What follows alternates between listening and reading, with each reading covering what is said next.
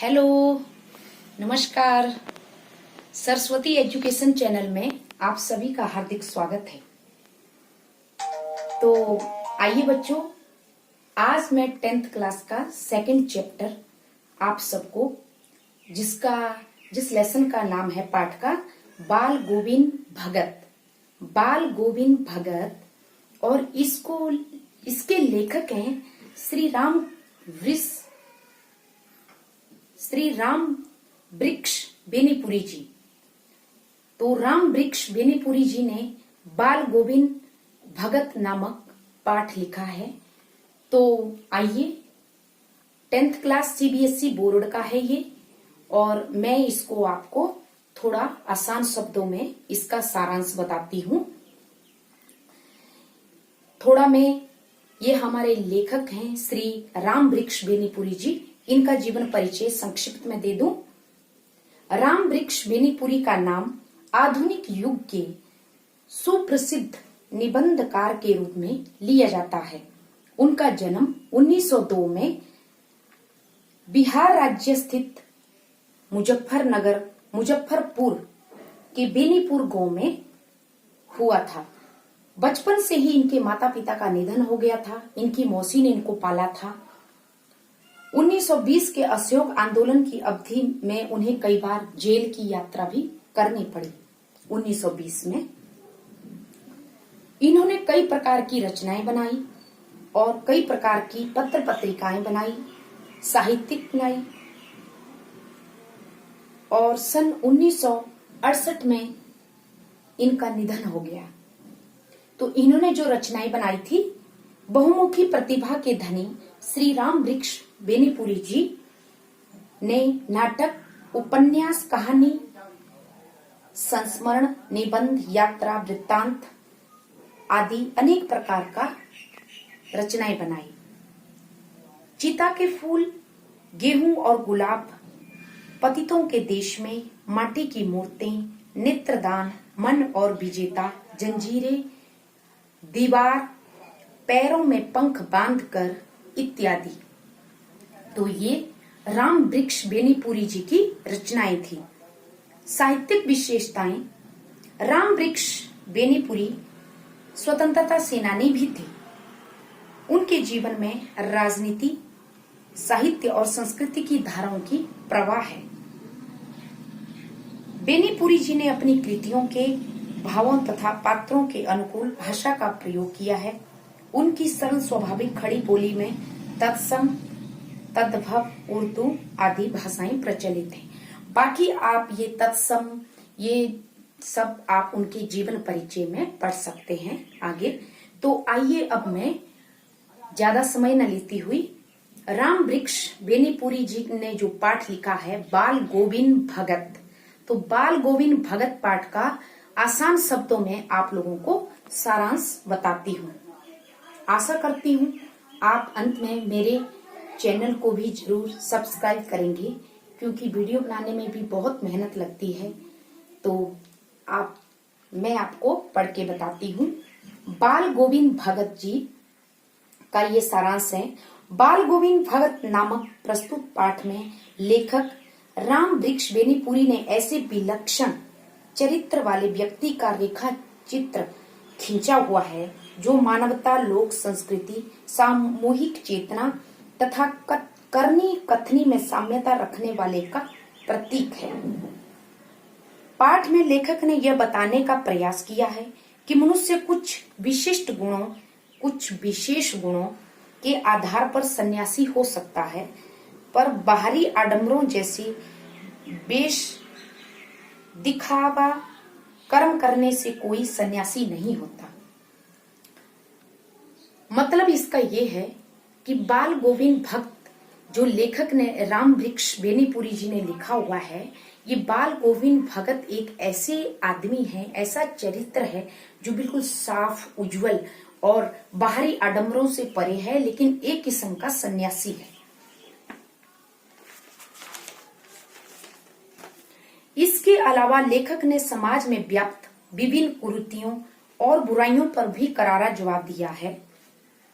लेखक ने भगत के माध्यम से परिश्रम, त्याग, आदि की महत्ता पर प्रकाश डालने के साथ ही ग्रामीण जीवन की सजीव ओरिजिनल झांकी का प्रस्तुतिकरण किया है। बाल गोविंद भगत 60 वर्षीय मंझोले कद के, इसमें मंझोला होता है ना तो बहुत ज्यादा और ना ही बहुत कम। ये मंझोले का वर्ड मीनिंग हुआ, ना बहुत लंबा ना बहुत छोटा। तो 60 वर्षीय जो हमारे बाल गोविंद भगत हैं वो मंझोले कद के, मतलब ना ज्यादा लंबे ना ज्यादा छोटे, गोरे चिट्टे आदमी जिनके पके हुए बाल हैं, लंबी दाढ़ी, कमर में एकमात्र लंगोटी, सिर पर कबीर पंथियों जैसी कनफटी टोपी, जैसे कबीर पंथी टोपी सिर पे लगाते हैं आगे से पीछे को, वैसी टोपी लगाई हुई थी। मस्तक पर राम नंदी चंदन, मस्तक पे चंदन, गले में तुलसी की माला। बाल गोविंद कपड़े बिल्कुल कम पहनते थे, खाली लंगोटी में ही रहते थे। सर्दियों में ऊपर वाली कमली ओढ़ लेते थे। कमली मतलब शॉल, शॉल जो ऊपर से ओढ़ते हैं सर्दियों में, उसको कमली बोलते हैं।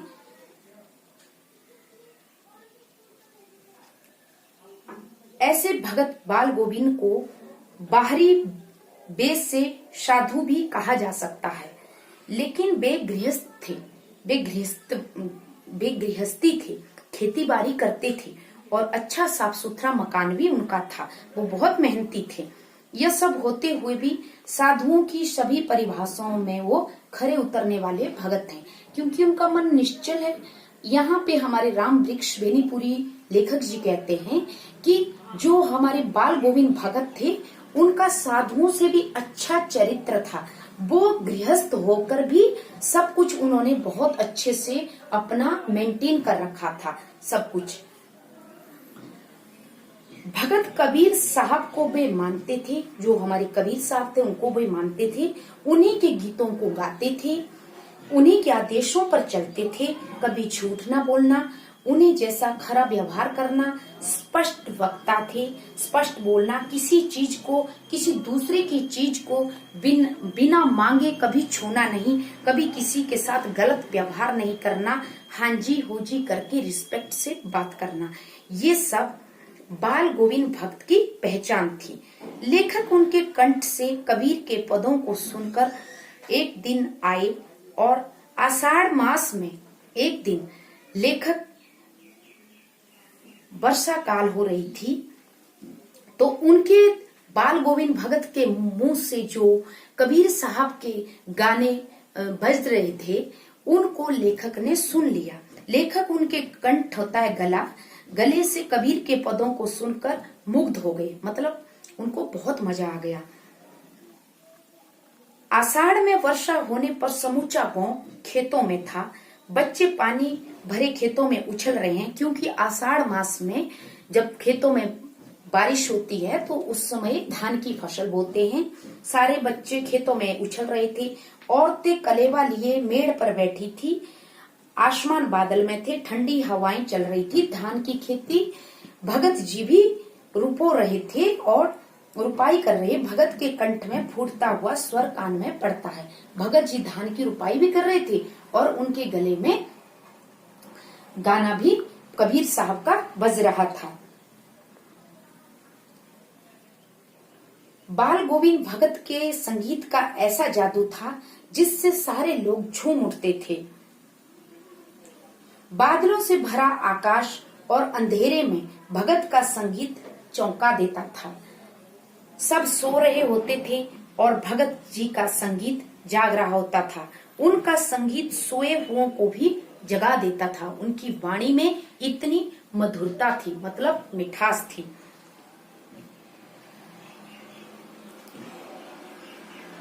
तेरी गठरी में लागा चोर, मुसाफिर जाग जरा, मतलब ये गाना बाल गोविंद भगत जी गाते थे। कार्तिक आते ही उनकी प्रभातियां शुरू हो जाती थी, जो फाल्गुन तक चलती थी। इन दिनों सवेरे ही ना जाने कब उठकर गांव से 2 मील दूर नदी में स्नान करके लौटते और गांव से बाहर पोखर। गांव से बाहर जो पोखर था, गांव से बाहर पोखर पे वो जो पोखर के ऊंचे भिंडे पर बैठकर खंजड़ी लेकर गाने लगते थे। इसमें भिंडे हुआ जो चबूतरा होता है, चबूतरे को या थोड़ा ऊंची दहलीज ऊपर को, उसको भिंडे बोलते हैं। और खंजड़ी होता है जो डफली जैसा होता है, एक बजाने वाला यंत्र, उसको खंजड़ी कहते हैं। पहले के लोग वो रखते थे, आजकल भी कहीं कहीं वो लोग रखते हैं। एक दिन लेखक भी वहां खींचा चला गया और उसने देखा कि दांत किटकिटाने वाली सर्दी की भोर, भोर होता है सुबह, भोर में काली कमली ओढ़े भगत खंजड़ी लिए चटाई पर बैठे हैं। लेखक ने देखा कि खंजड़ी पर उनकी उंगलियां बराबर चल रही हैं, उनको कोई ठंड नहीं लग रही है। गाते गाते वो इतने मस्त हो जाते हैं कि कमली सिर से नीचे खिसक जाती है। लेकिन लेखक कांप रहा था, लेकिन बाल गोविंद भगत जी को बिल्कुल ठंडी नहीं लगी। इतनी उम्र होने पर भी उनकी हड्डियों में कितनी ताकत है। खंजड़ियों और करताल की भरमार की जाती थी। भगत पद गाते और प्रेमी मंडली उसे दोहराती। जो उनसे प्रेम करते थे, मंडली मतलब जो 10-12 लोग या कोई भी मंडली, 10-12 लोग, 5-10 लोग जो भी उनसे प्रेम करते थे, 15-20 लोग, वे उनके गानों को दोहराती रहती थी। धीरे धीरे स्वर ऊंचे होने लगता। गाते गाते एक स्थिति ऐसी आती जब भगत खंजड़ी मतलब जो यंत्र है उसका बजाने वाला, खंजड़ी लिए खुद भी भगत नाच उठते।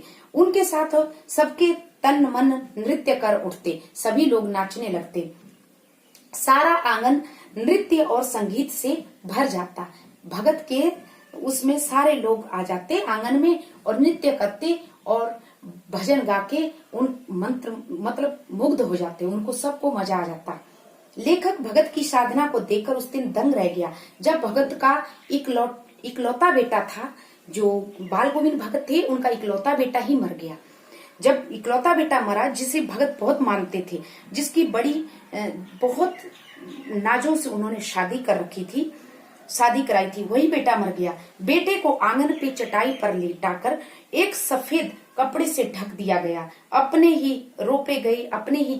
बोए गए पेड़ों से उसने उसके इर्द गिर्द फूल बिखेरे और एक दीपक जला के उसके सिरहाने एक चिराग मतलब दीपक जलाकर रखा और जमीन पर आसन जमाए वहीं पुरानी तल्लीनता से पुराने स्वर में गीत गा जा रहे थे।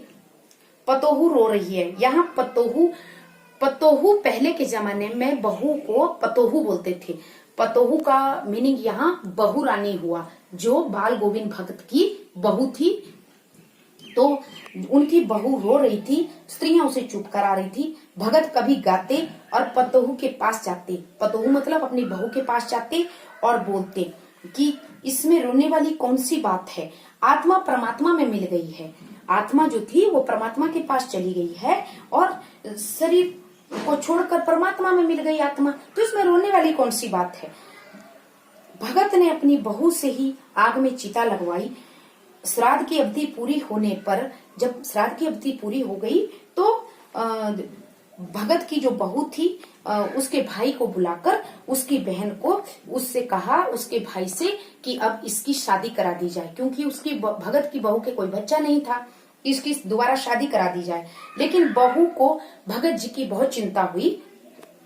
उन्होंने बोला कि पिताजी, आपकी बुढ़ापे में कौन देखरेख करेगा। तो बाल गोविंद भगत जी ने कहा कि बहू, आप मेरी चिंता मत करो, मैं अपने आप जीना जानता हूँ, आप जवान हो, आपको जीवन साथी की जरूरत है, मेरा बेटा तो चला गया, आप दोबारा शादी कर सकती हैं। तो लेखक ये सब देखकर दंग रह गया कि ये तो सचमुच का ही सन्यासी आदमी है जो सबके बारे में इतना सोचता है।